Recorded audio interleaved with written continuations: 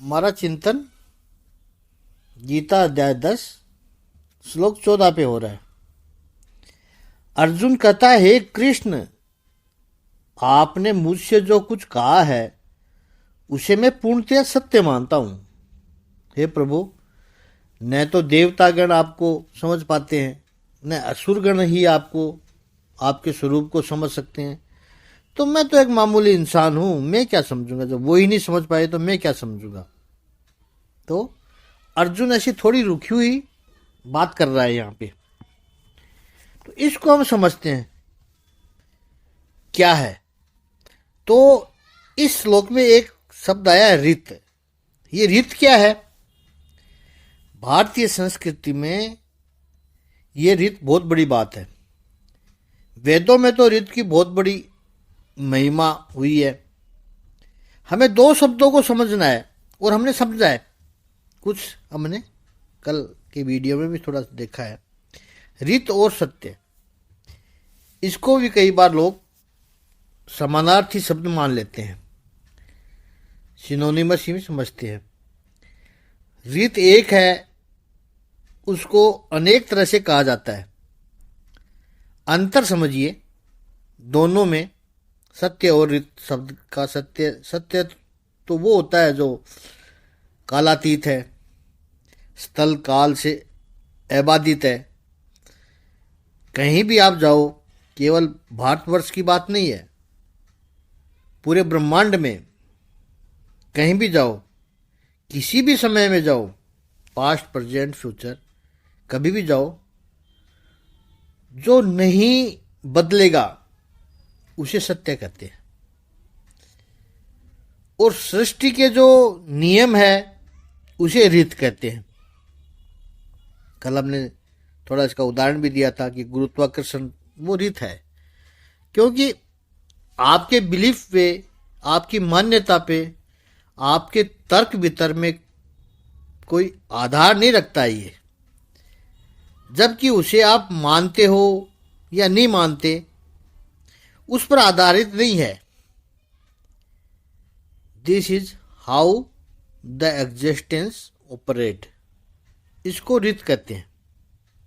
अब देखिए एक इंटरेस्टिंग बात, भगवान की लीला जो हम कहते हैं वो डिवाइन प्ले है।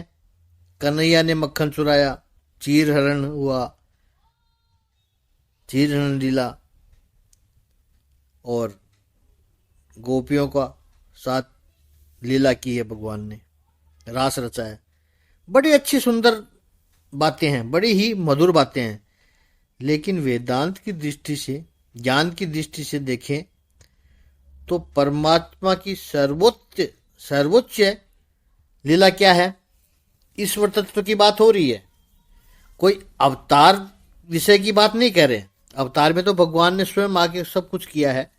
ईश्वर तत्व की जो लीला है वो क्या है? परमात्मा की लीला, परमात्मा का सामर्थ्य ये है कि वो जो भी करते हैं वो सीधे सीधे नहीं करते हैं, वो किसी न किसी को निमित्त बनाते हैं, निमित्त के द्वारा करते हैं। और जीव का जो अज्ञान है, हमारा सबका जीव का जो मोह है या जीव की जो भ्रांति है, वो ये है कि वो घटना में सीधे सीधे परमात्मा का अनुभूति नहीं कर सकता, वो किसी और को निमित्त बना देता है। जैसे भगवत गीता का सिद्धांत है कि जैसा कर्म करेगा उसका वैसा ही फल मिलेगा। ठीक है, कर्मण्यवाधिकारस्ते मा फलेषु कदाचन, ये रीत है। This is how the existence operate. अब आप अपने कर्मों को स्वीकार करो न करो, मानो न मानो, नहीं मैं तो नहीं मानता, मैंने तो ऐसा कुछ नहीं किया, मेरे साथ ऐसा क्यों हो रहा, उसका परिणाम आएगा ही। आप मानोगे तो भी आएगा, नहीं मानोगे तो भी आएगा, और वो भुगतना पड़ेगा। This is how the existence operate. इसलिए कई बात जीवन में ऐसा होता है कि हम सोचते हैं कि ऐसा क्यों हुआ मेरे साथ, लेकिन हो रहा है, ये रीत है। तो जैसे कोई पीड़ा भुगतनी है, हमने कोई ऐसा कर्म किया जिसकी वजह से हमें पीड़ा भुगतनी है, तो ये कनेक्शन कि पीड़ा और कर्म ये रीत है। यदि कर्म हम न होते, हमारे कर्म नहीं होते, तो पीड़ा नहीं आती। लेकिन पीड़ा आई है तो कर्म की वजह से। भगवान ने क्या किया, बस एक मीडियम डाल दिया बीच में, पीड़ा आ गई, सपोज करो डेंगू हो गया, तो एक बीच में मीडिएटर डाल दिया भगवान ने कि सारा निमित्त हम डेंगू को दे देते हैं। मच्छर ने काट दिया तो इसलिए मेरे को पीड़ा आई। हम ये नहीं सोचते कि मेरे कर्मों की वजह से परमात्मा ने पीड़ा दी है, वहां तक हम पहुंच ही नहीं पाते। दूसरे शब्दों में कहे तो इसको कहते हैं प्रभु की माया। वो स्वयं दिखाई नहीं पड़ता है, माया का एक पर्दा आ जाता है बीच में, निमित्त हम किसी को बना देते हैं। जैसे दुख में वैसे ही सुख में भी। अच्छा कोई कर्म किया हो हमने, हम बुरे कर्म भी थोड़ी करते रहते हैं, अच्छे भी तो कर्म करते हैं, हम तो अच्छे इंसान हैं। तो अच्छा कर्म किया तो आपको सुख मिलता है। लड्डू आपको अच्छा लगता है, भोजन में लड्डू आया स्वादिष्ट शुद्ध घी का, गणेश जी वाले एक एक पाव वाले लड्डू, और आपने खाया, वाह मजा आ गया, आनंद आ गया। ये आनंद, ये सुख क्यों मिला? वस्तुतः रीत के हिसाब से, सृष्टि के सिद्धांत के हिसाब से, यानी अस्तित्व के नियम के हिसाब से आपने कोई पुण्य किया, कोई अच्छा कर्म किया, और जिसके परिणाम से आपको ये सुख मिला।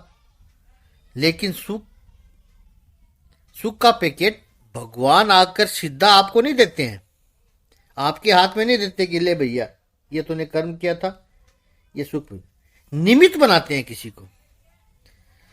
तो लड्डू से सुख मिला, घर वाले ने अच्छा लड्डू बनाया, उसे सुख मिला। ये माया बीच में रख दी भगवान ने। हम इसी को यही कहते हैं कि लड्डू से हमें सुख मिला। कभी ये नहीं कहते कि हमारे कर्म अच्छे थे, हमने जो अच्छे कर्म है उसका परिणाम हमें मिला है। ये हमारा उधर ध्यान ही नहीं जाता है। परिणाम, लड्डू के परिणाम से मुझे सुख प्राप्त हुआ, या परमात्मा की कृपा से मुझे सुख मिला, उधर ध्यान नहीं जाता है। तो ये बीच के सारे फिल्टर जिसने हटा दिए, और सिद्ध दुख का कारण क्या है? दुख का कारण मेरे कर्म और ईश्वर या रीत जिसे हम कह रहे, जिस पर चर्चा हो रही है। सुख का कारण क्या है? यही सुख के कारण है मेरे कर्म और ईश्वर की कृपा। ये ज्ञान है। संसार क्या है? संसार ये मेरे कर्म या ईश्वर तक पहुंचता ही नहीं है। मतलब संसार ईश्वर और कर्मों तक पहुंचता ही नहीं है, किसी दूसरे को ही निमित्त बना देता है। संसार दुख का कारण डेंगू को कहेगा कि डेंगू हुआ तो मुझे दुख हुआ, और संसार सुख के कारण लड्डू को कहेगा। ये संसार है। जिस क्षण आप इस व्यवधान को, इस माया के हर्डल को, माया का जो पर्दा है, इसको, पर्दे के कारण हम ईश्वर तक, ईश्वर की अनुभूति तक, ईश्वर के हाथ तक पहुंच ही नहीं पाते हैं। इस फिल्टर को हटाना है, वो है जानना। और जब तक ये फिल्टर है तब तक मानना पड़ेगा, तब तो मान ही सकते और कुछ कर भी नहीं सकते। अर्जुन यहां कहता है सर्वमेत द्वितम मन्ये, द्वितम मन्ये। जानने की बात नहीं करता है, मानने की बात करता है। मानना सुनकर होता है, मानना उधार होता है, मानना इनडायरेक्ट होता है। भगवान परोक्ष होता है, जानना अनुभूति होता है। यह फर्क है मानने और जानने में। जानना प्रत्यक्ष होता है। जब तक निजी अनुभव नहीं है तब तक मानने के लिए दूसरे साक्षी की जरूरत पड़ती है। इसलिए अर्जुन ने 13वें श्लोक में पूरी ऋषियों की लिस्ट दी है कि देव ऋषि नारद, असित, देवलो, व्यास, इन सब ऋषियों की आवश्यकता पड़ती है उसको जानने के लिए। किसी भी साक्ष्य की आवश्यकता मानने के लिए पड़ती है उसको, इन ऋषियों की आवश्यकता। लेकिन जानने के लिए किसी भी साक्ष्य की आवश्यकता नहीं है और पड़ती भी नहीं है। जानना तो स्वयं का होता है। अरे एक बार जान लिया, फिर दूसरा व्यक्ति कोई विरोध भी करेगा तो उसको भी हम यही कहेंगे, तुझे क्या पता, हम जानते हैं। मानना हिल सकता है, मानना वेवरिंग हो सकता है। आज आप किसी को मानते हो, कल आकर किसी दूसरे को किसी ने कुछ कहा, दूसरे ने आगे कहा आपको, तो आप कह सकते हो अच्छा ऐसा भी है, हमें तो पता ही नहीं था, चलो अब जरा सोचना पड़ेगा। आपका मानना टेम्परेरी होता है। मानना हिलते डुलते रहता है, नौका की तरह है, नाव की तरह है। और जानना मकान की तरह मजबूत है, उसकी फाउंडेशन स्ट्रोंग है, वो हिलेगा नहीं। तो मान्यता बदल सकती है, जानना बदल नहीं सकता है। मानने में संदेह हो सकता है, जानना निसंदेह है। अर्जुन के सामने परमात्मा स्वयं खड़े हैं, प्रभु स्वयं बता रहे हैं, फिर भी अर्जुन यही कहता है कि यह मैं मानता हूं। संसार में हमारी सारी आपदा विपदा का कारण क्या है? जिसको हम हमारी बुद्धि कहते हैं, वो बुद्धि ही हमारी समस्या बन जाती है। बुद्धि हमें भटकाती बहुत है, और जितना बुद्धि पर हम अहंकार करेंगे उतना ही भटकना ज्यादा होता है। संसार की सारी पीड़ाओं का कारण एक सूत्र में कहें तो आज के युग की कटु वास्तविकता है, बिटर रियलिटी है, जो specially those who thinks we are very intelligent people, उनकी जो समस्या है वो हम पदार्थ को जानते हैं और ईश्वर को मानते हैं, यह उनकी समस्या है। यही कहेंगे वो, हम संसार को जानते हैं और ईश्वर को मानते हैं। लोग पूछते हैं आप भगवान को मानते हो, और संसार के लिए तुरंत कह देते हैं मैं इस संसार को अच्छी तरह से जानता हूं। बस यही हमारी पीड़ा का कारण है। संसार मानना होता है, ईश्वर को जानना होता है। हम संसार को तो जानते हैं और ईश्वर को मानते हैं। जब यह सूत्र बदल जाता है, हम संसार को मानना, जिस क्षण हम संसार को मानना और ईश्वर को जानना हो जाएगा, सारी समस्या एक साथ में ध्वस्त हो जाएगी। जब यह सूत्र बदल जाएगा तब हम ईश्वर को जानेंगे और संसार को मान लेंगे। संसार को मान लो, कोई बात भी नहीं है। जिस क्षण संसार को मानना और ईश्वर को जानना हो जाएगा, सारी समस्या एक साथ में ध्वस्त हो जाएगी। यही ज्ञान दीपेन भास्वता है, यही ईश्वर की अनुकंपा है। तो ईश्वर को जान लो तो जिसको जानना है उसको मानते हैं, और संसार को तो मान के चल जाएगा आपका काम।